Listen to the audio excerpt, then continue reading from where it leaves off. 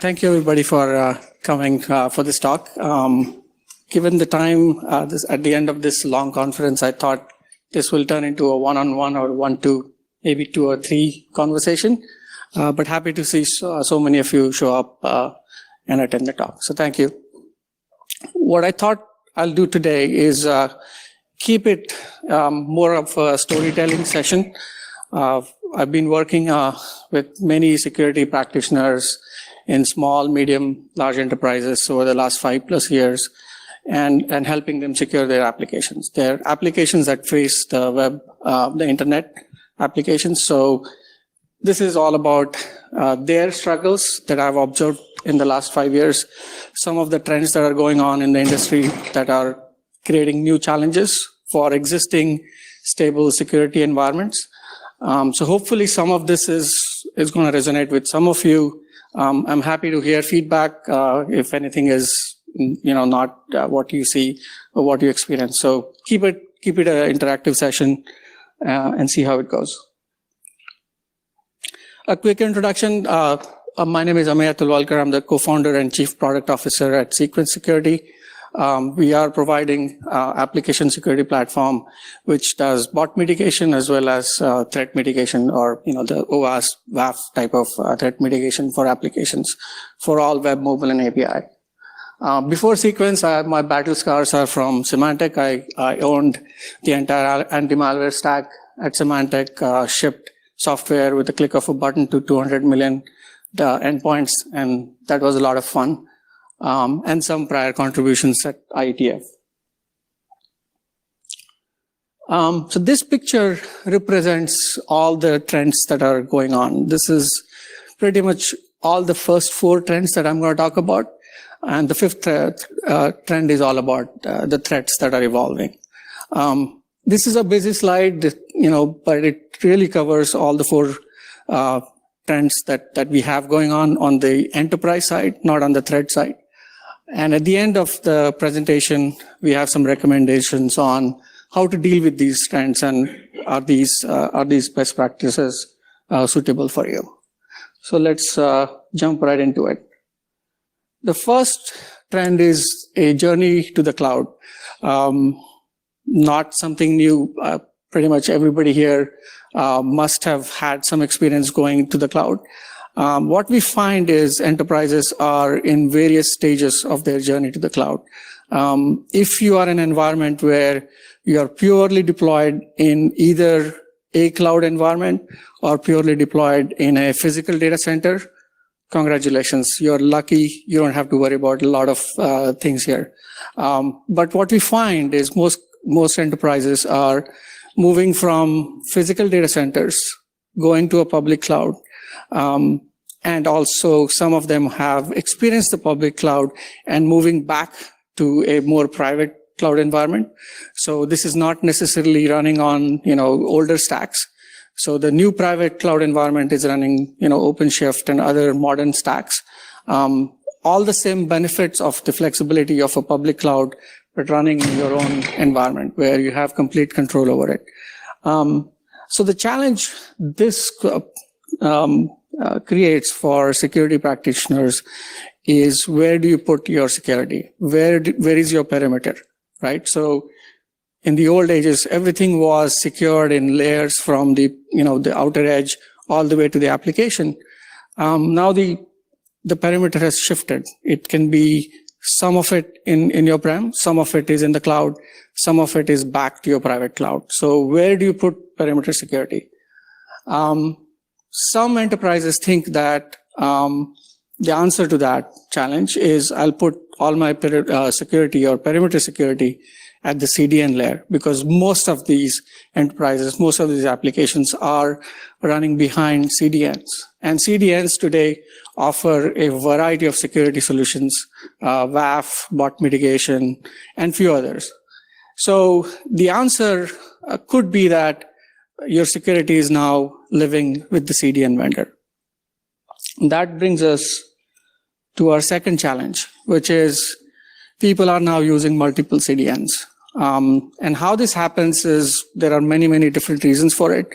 We have worked with a small social media company that has 3 different CDN vendors. They choose it because one vendor is particularly good at serving static content, images, and things like that, and the other vendor is good at dynamic content.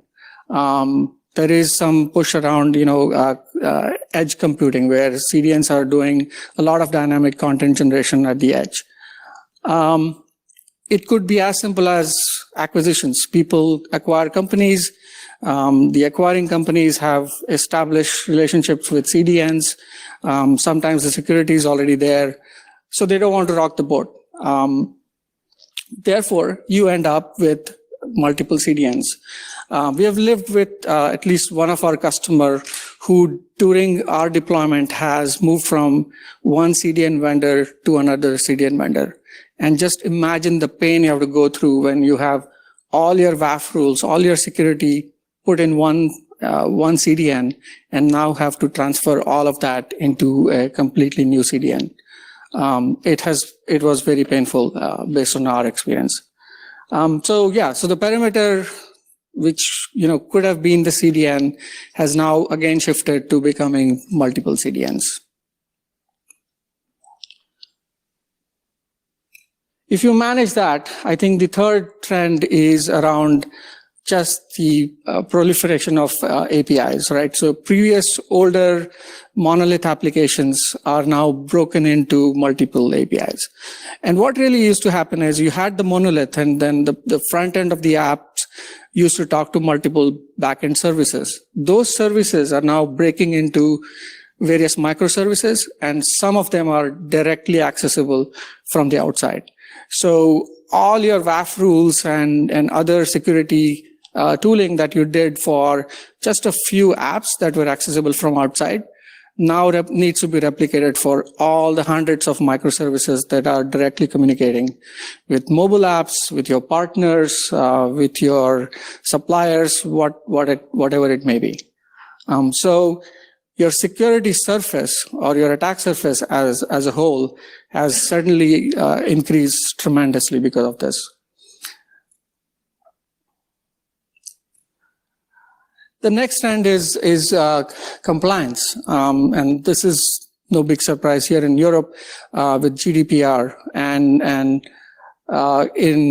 over in the US we have CCPA, which is California Consumer Protection Act, which is some say it's even stricter than GDPR. The challenge with this is if you choose a security vendor that depends on looking at sensitive data, it is taking traffic either out of your environment for security, for inspection. You are now worried about, is that vendor causing my GDPR compliance at risk? Is that vendor going to cause me CCPA problems? Right? So handing over security to a third-party vendor that does magic in their cloud is all great, but it brings another challenge about the compliance, the law of the land, and where is my data residing, right? So you have not only the consumer privacy concerns, but you have to make sure that your consumer data stays in the geolocation that the consumer comes from. And that can be a huge challenge if you use something that is, taking your data out into their private cloud and securing it. So these are the 4 trends that are related to the enterprises. The 5th trend is about the attack surface. There is very little talk at this conference about, in general, the automated threats. But based on our observation, we think this is the fastest growing attack surface for applications. And this is about bot attacks. This is about automated threats. They come in various different formats or types. OWASP actually has a complete different category dedicated to it under the automated threats category. But this can lead to many losses. You start with almost every single industry suffers from credential stuffing, account takeover problem. Similarly, fake account creation. we just read that Facebook deleted about 3 billion fake accounts recently. LinkedIn recently deleted about 500 million fake accounts. And these fake accounts are just a launching pad to a lot of bad things that happen behind that. If you are a retail vendor, then you're suffering from scraping. It could be simple things like price or inventory scraping. It could be as severe as the case of Uber versus Lyft, where the help program that was developed by Uber was impersonating drivers or customers of Lyft and scraping fare information. It was also scraping driver information. So it can lead to severe business impact, including loss of IP and IP theft. If you are retail customers, enterprises, then you could be subject to automated shopping. You could be subject to locking your inventory, which is inventory denial of attack. So depending on who you are, the airline industry and hotel industry suffers from seat spinning and hotel reservation scams, things of that nature. So this is just escalating. This very rarely makes the newspapers. If you suffer from the OWASP top 10 categories and then it leads to some other breach, then it's going to make newspaper.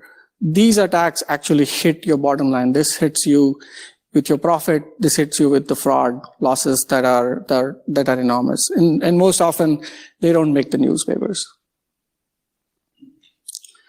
So a few components that I covered here on the left-hand side, I forgot to mention them, but really what is behind these attacks are four different components, which is just the ease of available credentials in the market, the different infrastructure that is easily available for rent to the attackers, the different tools that are easily available, and again, the different behavior patterns that they can choose from these tools. So the first is credentials. There is an estimate about 14 billion credentials are leaked in the underground, and they keep going up every single day. These are some of the recent breaches that have contributed to these 14 billion credentials. I don't even see some of the older ones that used to be very popular, but last year alone, it was close to 11 or 12 billion. So every year it keeps going higher and higher. I'm pretty sure all of us have at some point received an email from some company saying your credentials were detected as compromised. We need to reset your password. And what that happens is those credentials are now being tried on many, many different sites. The industry works very efficiently. As soon as certain credentials are validated, you immediately see them posting on different forums. They are sold from anywhere from few cents per credential to a few dollars in certain cases. The industry is extremely efficient in networking and sharing these credentials. The next is tools. The tools are getting better and better. I just have one screenshot from the most popular tool in this space.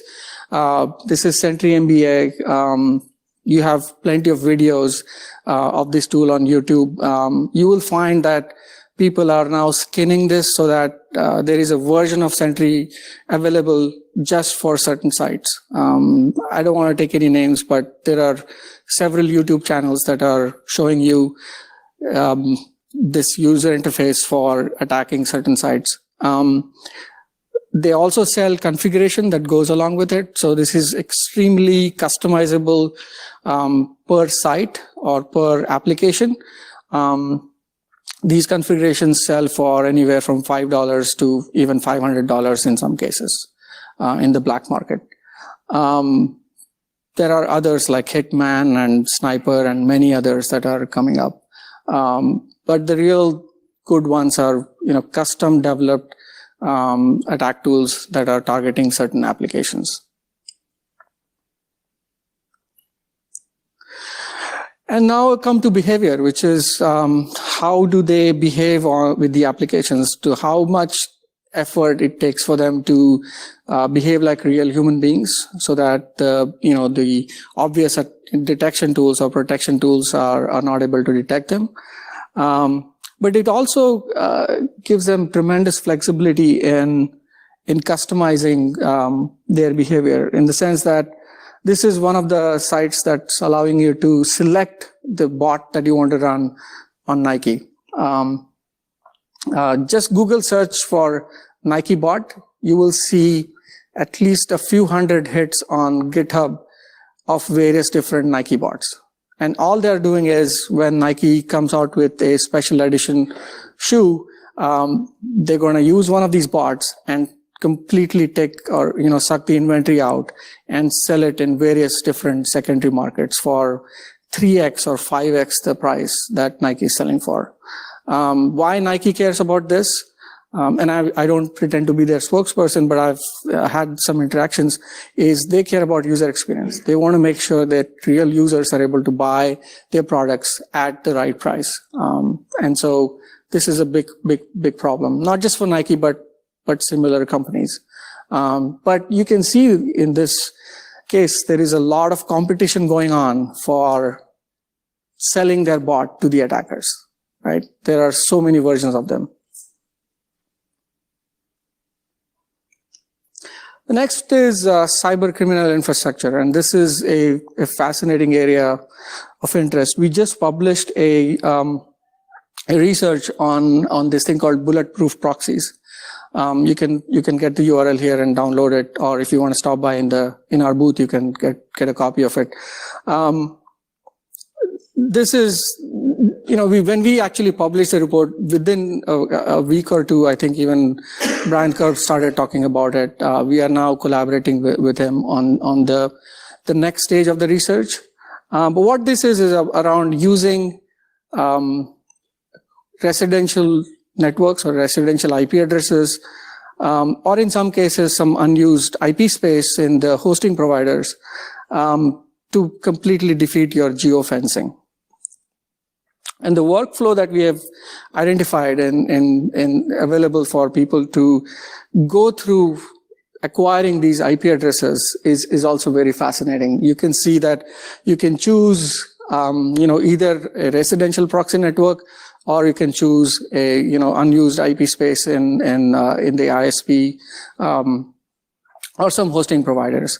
One of the key things that it does, not only defeats the geofencing, but it is also able to the max minds of the world, right? So geo IP databases completely miss this. They think that this is a legitimate IP coming from a legitimate country, whereas the actual IP is owned somewhere else. So all of those details are in the report. Happy to share some details with you offline or give you a copy. I was just talking to an enterprise on Wednesday in London, and they are purely blocking the bots using IP addresses. And what they worry about is, if I block a bot attack using IPs, because of bulletproof proxies, I might be actually blocking a real customer, because these IPs are shared between real users, and at the same time their home routers are compromised, their cameras are compromised, or they might have some other IoT devices that are completely compromised. This is the geo distribution of these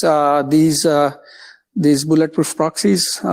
It is very prevalent in pretty much all the geographies. So no particular region is immune to this. We thought initially this was a problem mostly in the Western world, but it's not the case at all. And they are using IPs from dominant local, either telco or residential ISPs, to make it look like the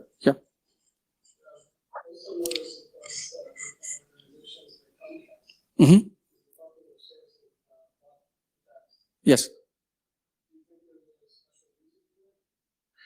The reason for going after the top tier ISPs is that enterprises are that much risk averse to block IPs coming from Comcast. So if I'm an American enterprise, I know most of my end users are Comcast or AT&T customers. So I'll be very scared to block an IP from Comcast, and that's the reason why they go after these. And there is a war going on in this industry. There are, at least we are tracking 2 different underground gangs, if you will, that are competing for their services. So if you go in the underground, we have some pictures and stuff in the report where they will be one outfit has, I think, 10 million IPs to rent, and the other one has 30, and they keep fighting each other with different pricing and whatnot. It's a real operation, and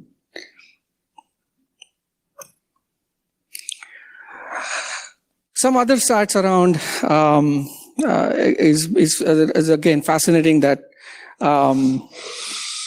most of these IPs seem to be attacking mobile apps, not a whole lot of web apps. Again, I can't point out why, but this is just the data that we are able to collect. And some of the sources are, places like Akamai. They also say the same thing.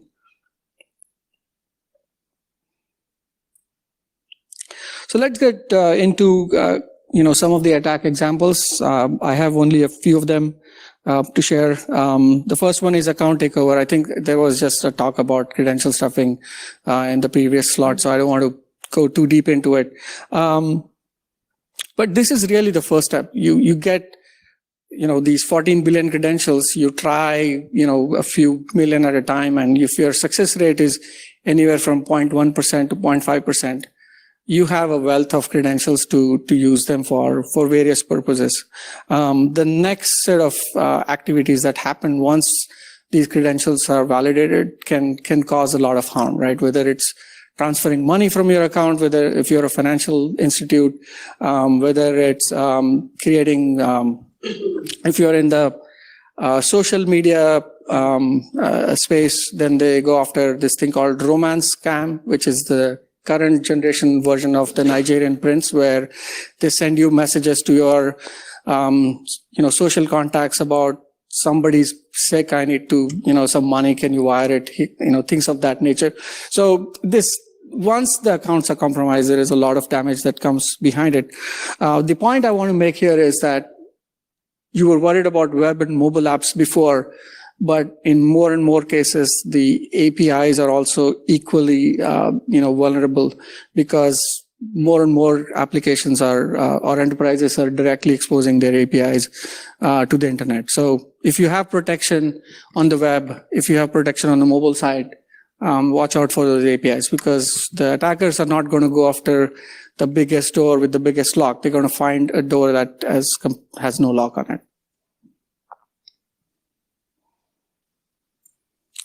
The second one is fake account creation, which is, we touched upon it a little bit. Many different things can come after people creating fake accounts, including the romance scam example I said. But it also includes things like automated shopping, things like denial of inventory. The denial inventory is interesting. We saw a case last year in the US where a company made a political statement or took a political position, and somebody was completely upset with that company for taking that political stance.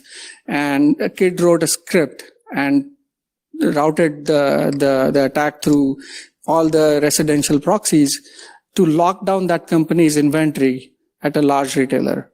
Right, so this retailer is a 3 billion per year retailer, a large retail company, could not sell one of the top brands they sell for 3 days because of the fake accounts being created and the inventory being locked in those fake accounts in their shopping carts for 3 days.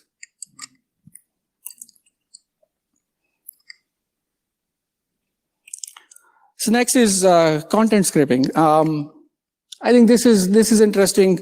I talked a little bit about the Uber versus Lyft. Another example is in the social space. A video sharing, social network around the video sharing, experience, and all of their IP is embedded in the videos that users create and upload on their site. And one of their competitor was actually creating fake accounts, going after the most liked users and pulling down their videos, because they were able to then decode those songs and steal the IP from those songs. So this is where, this is not just about, simple economics. This is an existential threat to that company, because the competition is scraping their IP using bots. Other examples are retailers suffer a lot because of very highly competitive nature of their pricing strategies. So if you have a sale going on in one retailer, the other retailer wants to know what's your pricing, how much inventory you have to go, and go below your pricing, and figure out the inventory strategies around that. So of all the things that we talked about, scraping actually leads to another problem, which is cost of doing business. I mean, if 50% of your traffic in an enterprise is scraping, just imagine the cost that you're paying to serve all the bots all the way to the application tier, right? So you're over provisioning your servers, your hardware, or your EC2 instances. You're paying too much for the bandwidth to either your service provider or again to your cloud provider. And those network costs especially can be huge. So not just scraping, but other types of bot attacks also lead to you guys or enterprises losing money because you're completely over provisioning your infrastructure. I don't have many other examples. I wish I did, but I want to come to some of the recommendations to address these problems, right? So number one is application security. Consider something that can secure the application wherever it goes, whether it's in a physical data center, whether it's in the public cloud, or whether it's in the private cloud, right? And if you have all three of them, think about how can you best secure these applications where the security solution is able to move along with the application. The second is look for vendors or solutions that will not breach the compliance requirements in various geographies. Challenges around sending your traffic completely to a private cloud and relying on them to comply with GDPR or CCPA. Just double check that they are able to provide you with the proof that they are following the laws. The third one is security needs to keep with the development, and this is a problem of DevSecOps has to be as fast as DevOps. A lot of times we find that DevOps is way faster than DevSecOps, and the security people find out new applications that are completely exposed to the internet only after they are being attacked. And so solutions that give you visibility of all the applications that are running in your environment are positive. The other is if security solutions require instrumentation or modifications to the apps before they are published, just to secure them, then your DevSecOps is slowing down the DevOps cycle. And in this day and age, that's hard to convince the business that security is slowing down your business. So look for solutions that hopefully don't touch the applications for security.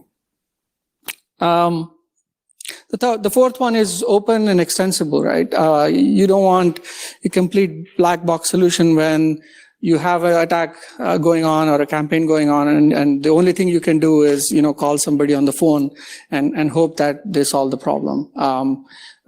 We believe in open platforms for security. You need to take advantage of all the different tools that you have in your infrastructure, whether it's a SIEM or an anti-fraud solution, or a bot mitigation solution, or a WAF, or a firewall. Why not combine all the intelligence from all these different tools to make the best judgment? Because if you stop a real user from accessing your application, you could be losing money and revenue. So solutions that talk to each other, can import data, export data, work with each other, work with playbooks, whether through the SOAR vendors and whatnot. Look for those open solutions rather than closed solutions. And the last one is just look for solutions that are protecting all the apps equally well. The challenge here is if you have one particular solution on the web, a different solution for mobile and different for APIs, again, it's going to slow down your DevOps cycle, or it's going to leave applications completely exposed because you don't have equal protection on all of them. And no matter how much secure you make your web or mobile applications, your APIs are going to lose value. So these are the 5 recommendations for the original problem statement, which is what's going on in your environment. And with that, I'll open it up for questions.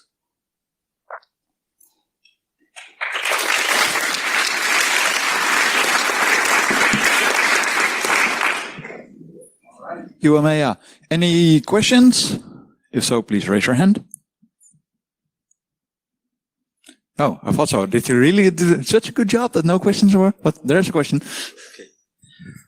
I just have a question about how does serverless fit into that space of application security trends, especially like hardening serverless functions like in Azure functions or Lambdas, as well as attacking them, because I think that's a big trend. Yes. Is for attackers at the same time yes. hardening. So is that part of one of those trends or like strategies that you just explained? It is included in that, the API, applications being broken into microservices, and the microservices could be completely serverless.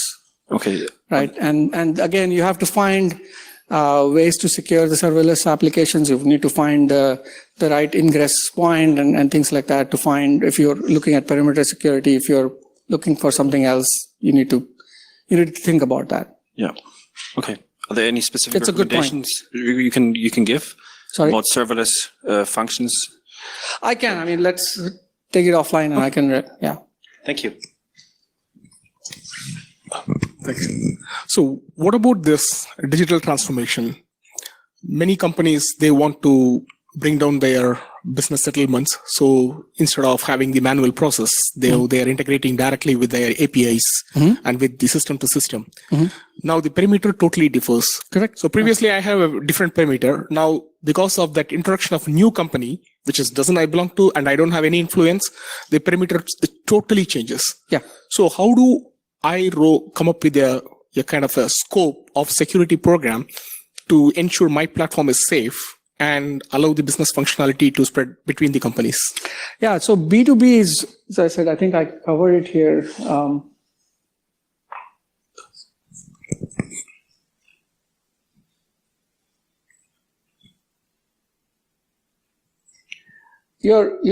Those APIs are going to your partners, right? So B2B is covered there. You have to think about even the partner-specific applications as exposed to the internet, because you can't enforce just your partner is talking to them. You have to consider them as part of the attack surface and look for. So they are part of the perimeter. You can't exclude them. It doesn't. It doesn't. Any other questions remaining? If you provide the same functionality, whether it's business value, right, to your consumers and the business partners, and have all the protection on the apps that are serving the consumers, the attackers are going to find the applications for the partners and they'll use them. So it can't escape that perimeter defense. Any other questions? Yes. Yeah, you certainly paint a very dark picture. You think it's a losing battle? Sorry, say that again. Is it a losing battle? Is it still? I don't think it's a losing battle. It's just that it's like every enterprise is different. You need to think about who you are, where are your apps today, where they are going, and look for the right strategy to solve the problem. I'm not recommending one solution over the other, but yeah, these are absolutely solvable problems.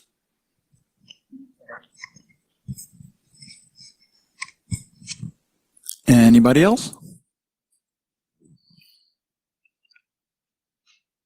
Going once, going twice. Okay. Oh, well, there is actually. So I'm well aware of anti-automation industry. It's growing.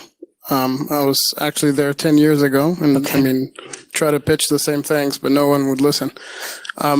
Is there any OWASP solution, open source solutions for anti-automation? I mean, you talk a lot about the problems. Yes. I think the OWASP has a 20 different list of Categories, right? But right? where are But the I tools? don't think I'm not aware of an open source project that solves the problem. Unfortunately not. Okay. Maybe It this just is could the be place I to just initiate, don't know. right? Sorry? Maybe this is the place to initiate, maybe call for, Yeah. Absolutely. project. Yeah. Okay.